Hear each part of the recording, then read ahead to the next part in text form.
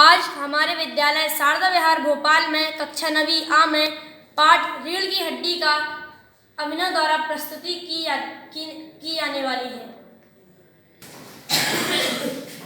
थोड़े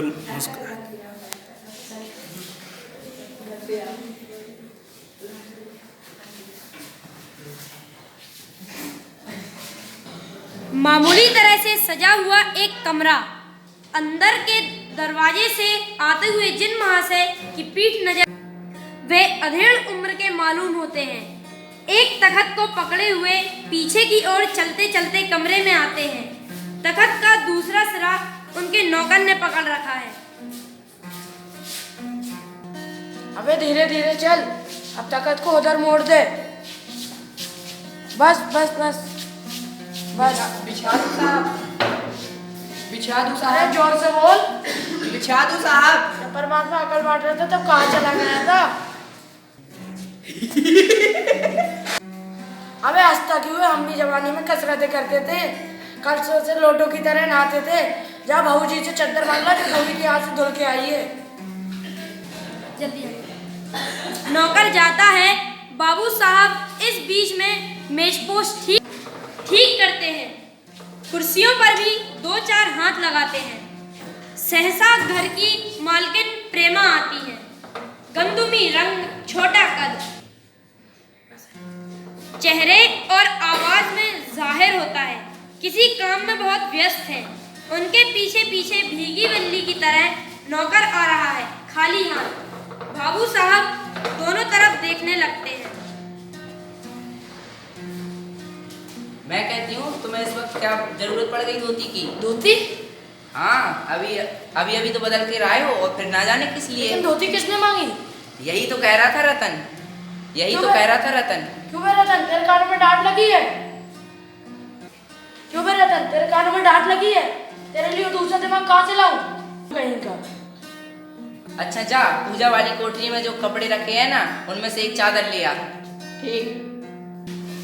और नली और बीबी जी के कमरे से हारमोनियम और सितार भी उठा लाना। पर तुम्हारी बेटी तो मुंह फुलाए बैठी है। और मुंह फुलाए? तुम किस मर्ज की दवा हो उसकी माँ? तुम किस मर्ज की दवा हो? तो मैं ही क्या करूं? सारे जतन करके तो हार गई। तुम ही ने उसे पढ़ा लिखा कर इतना सर चढ़ा रखा है। मेरी तो समझ में पढ़ाई लिखाई का जंजाल आते ही नहीं। अपना जमाना अच्छा था, आई पढ़ ली, गिनती सीख ली और बहुत हुआ तो स्त्री सुबोधनी पढ़ ली। सच कहूँ, स्त्री सुबोधनी में ऐसी ऐसी बातें लिखी थी, ऐसी बातें तो तुम्हारी MA BA पढ़ाई क्या होगी। और आजकल के तो लक्षण ही अनोखे हैं। ग्रामोफोन बाजा होता है? क्यों? 2 तरह का होता है, एक मनुष्य का बनाया हो जो जब चाहे तब रोक लेते हैं, एक परमात्मा का बनाया हो जिसमें रिकॉर्ड होता ही चला जाता है। तुम्हें ठटोली की सूझती रहती है। यह तो होता नहीं कि अपनी उमा को राह पर ला। अब तो देरी कितनी रह गई है उन लोगों को आने में। तो हुआ क्या? तो तुम्ही ने तो कहा था कि ठीक ठाक करके नीचे लाना। आजकल की तो लड़की कितनी ही सुंदर हो, बिना टीम टाम के भला कौन पूछता है। इसके मारे मेरे तो पाउडर सोडर उनके सामने रखा था, पर तो उसे इन चीजों से ना जाने किस जन्म की नफरत है। मेरा यह कहना था कि मुंह फुलाकर बैठ गई। पता नहीं इसके दिमाग में क्या चलता है ना। आजकल की लड़कियां तो पाउडर के बिना बाहर जाती ही नहीं है। अरे मैंने तो पहले ही कहा था एंट्रेंस पास करा दो, पर अब लड़की भी अपने हाथ में रहती और इतनी परेशानी भी नहीं होती। पर तुम तो मैं कतई अपनी जबान पर काबू नहीं है। तुमसे कल नहीं हमने बता रही थी, कल वो आएंगे, उनके सामने जो सारी पोल मत खोलियो। अच्छा बाबा, मैं ना बोलूंगी, जो तुम्हारी मर्जी वह करना, बस मुझे तो मेरा काम समझा दो। वो जैसे चाहे तैसे तैयार कर लो ना। सही बिना पाउडर की वो बहुत अच्छी लगती है। नाश्ता तैयार है ना? हाँ, नाश्ता तो तैयार ही है, पर मक्खन अभी तक आया ही नहीं। क्या कहा? मक्खन नहीं आया? क्या याद आता हर बार ये चीजें? मक्खन वाले की दुकान कितनी दूर है तुम्हें पता है? रतन इतनी दूर कब तक पहुंचेगा? यहाँ का काम कौन सा ज्यादा है।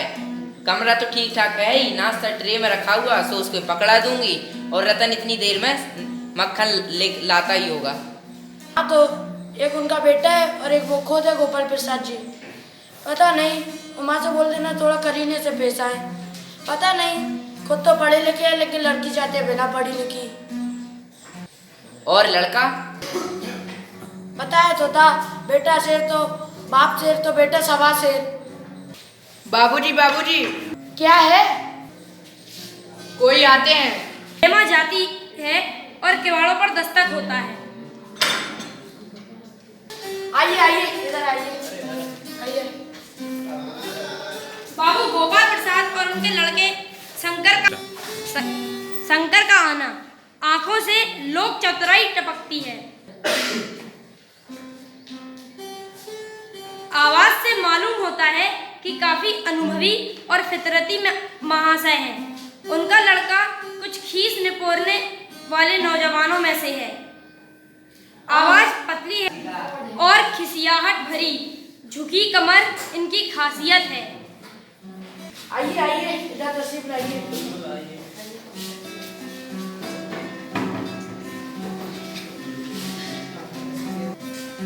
आने में आपको कोई तकलीफ तो नहीं हुई? जी नहीं, रिक्शे वाले को तो घर का पता मालूम था और वैसे हमको तो यहाँ आना ही था। हाँ हाँ, यह तो आपकी बड़ी मेहरबानी है कि आपको मैंने तकलीफ दी। में तकलीफ की क्या बात है, हमको तो अपने बेटे की शादी करनी ही थी और यूँ समझिए कि हमने आपको कोई खासी तकलीफ दे दी है। कहाँ आप मुझे कांटों में घसीट रहे हो? आपको दिए यहाँ बुला के। और कहिए शंकर बाबू, कितने दिनों की छुट्टियों पे आए हैं? जी, कॉलेज की तो छुट्टियां नहीं, वीकेंड पे चला आया था। कोर्स कितने साल भर में खत्म हो जाएगा? यही कोई साल 2 साल। साल दो? ऐसी है कि क्या हो गया था, ये बच्चा बीमार हो गया था 1 साल के लिए, तो उसके कारण इसका थोड़ा नुकसान हो गया।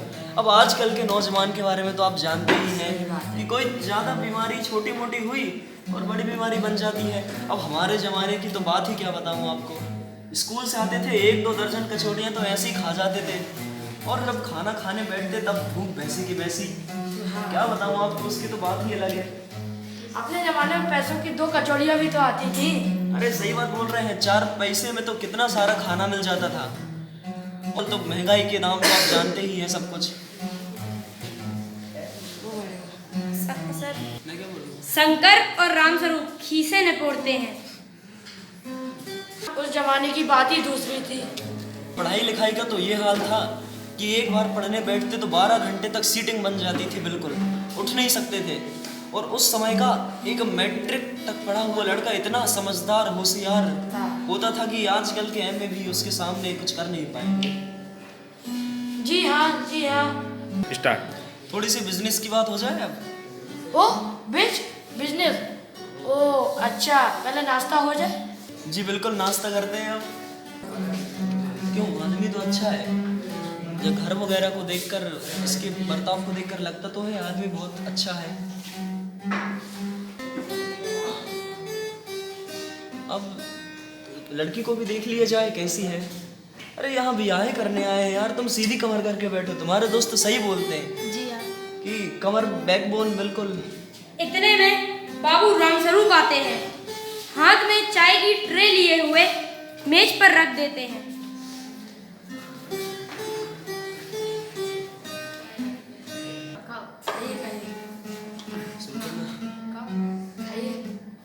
अरे तेरा डायलॉग है। सुना है, सरकार आजकल ज्यादा चीनी लेने वालों पर टैक्स लगाए। अगर सरकार को कमाई करनी है तो एक चीज पर टैक्स लगाना चाहिए। पूछो क्या? भाई क्या? खूबसूरती पर टैक्स लगाना चाहिए, समझे? और वो टैक्स देने में बिल्कुल भी हिचकिचाएगा नहीं। और लेकिन ऐसा नियम होना चाहिए कि हर लड़की को अपने खूबसूरती के स्टैंडर्ड के हिसाब से अपना टैक्स निर्धारित कर ले। सरकार की खासी कमाई होगी और देने वाला हिचकिचाएगा भी नहीं। वाह वाह, खूब सोचा। आजकल बाइक भी खूबसूरती की बेड़ब है। अब जरा अपनी लड़की को भी बुलाइए। जी हाँ, वो तो आप अभी देख लीजिएगा। बिल्कुल बिल्कुल। और रामस्वरूप, क्या मैंने सुना है वो सही बात है या नहीं? कौन सी? वही पढ़ाई लिखाई के बारे में। क्या? मैंने ऐसा सुना है कि देखिए, अब हम लोग तो ऐसे लोग हैं, हमको ऐसी लड़की तो चाहिए नहीं जो ज़्यादा पढ़ी लिखी हो, मैट्रिक तक सही है, उससे ज़्यादा पढ़ी लिखी तो हमको चाहिए नहीं। और मैडम साहब तो चाहिए नहीं हमको। अब कौन उनके नखरे सहन करेगा, क्यों बताओ यार राम स्वरूप। आपको बताया तो था कि बस मैट्रिक पास है। अब कुछ लोग मुझसे ऐसा बोलते हैं कि अब आपने अपने बेटे को BA पढ़ा लिया, हमें पढ़ा लिया, तो कुछ लड़की ढूंढ रहे हैं तो ऐसी ढूंढिए जो पढ़ी लिखी हो। लेकिन अब ऐसे ठेकेदारों से मैं पूछना चाहूँगा कि अब कौन इनके नखरे सहन करेगा, कौन इतना सब कुछ देखेगा। अगर महिलाएं भी पॉलिटिशियन बनने लग गई, सारे काम काज में करने लग गई, तो गृहस्थी तो गई भाड़ में। अब आप बताइए, सही बात है या नहीं? सही बात है। मर्द को दाढ़ी होती है, औरत को नहीं। सही बात है। और मोर के पंख होते हैं, मोरनी के नहीं। शेर के बाल होते हैं, शेरनी के नहीं।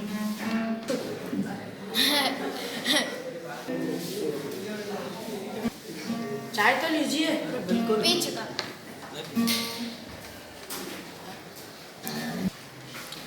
चलिए, अब बातचीत बहुत हो गई, जरा लड़की को भी बुलाइए, जरा देख। हाँ उमा, जरा पान की प्लेट और सिगरेट मंगवाओ।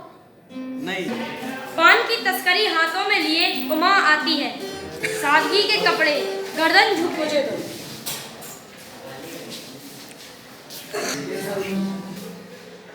अरे अपना पल्लू तो हटाओ।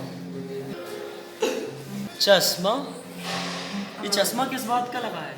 अरे वो तो अगले महीने इसकी आंखें दर्द करने लगी थी, इस वजह से इसको चश्मा लगाया थोड़ी दिनों के लिए। अच्छा, कब तक के लिए लगा? यही कुछ 1 महीने के लिए बस।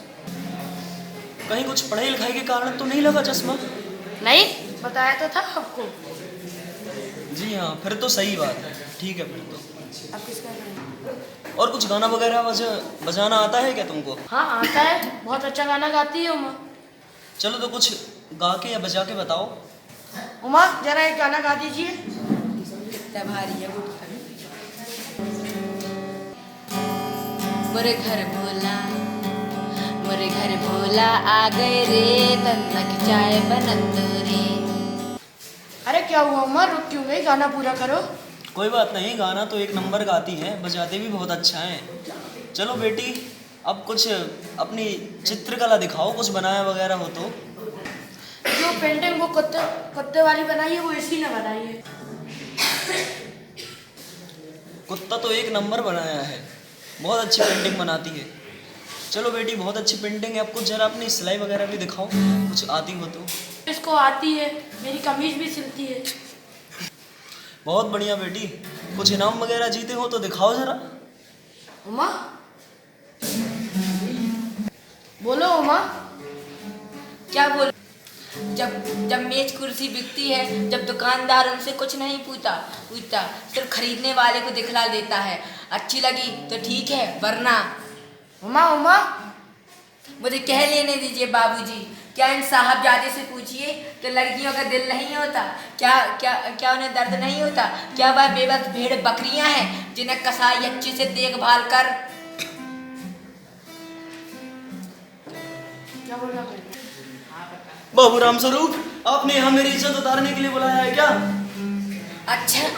अच्छा, और हमारी बेइज्जती नहीं होती जो आप जब से नाप तोल कर रहे हैं? जरा अपने साहबजादे से पूछिए, वह फरवरी में लड़कियों के हॉस्टल में कैसे इर्द गिर्द करते हुए पकड़ाए गए थे। क्या हॉस्टल? क्या तुम हॉस्टल में पढ़ी हो?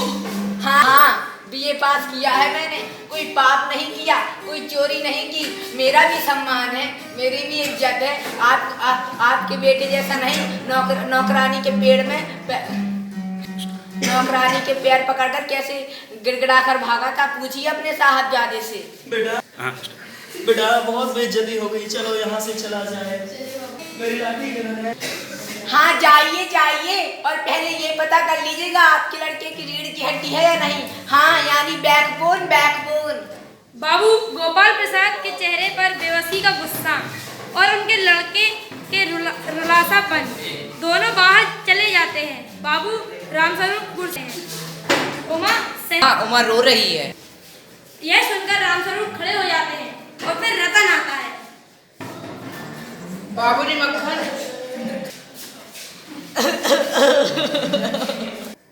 इसी प्रकार हमारे पाठ रीढ़ की हड्डी का अभिनय खत्म हुआ। धन्यवाद।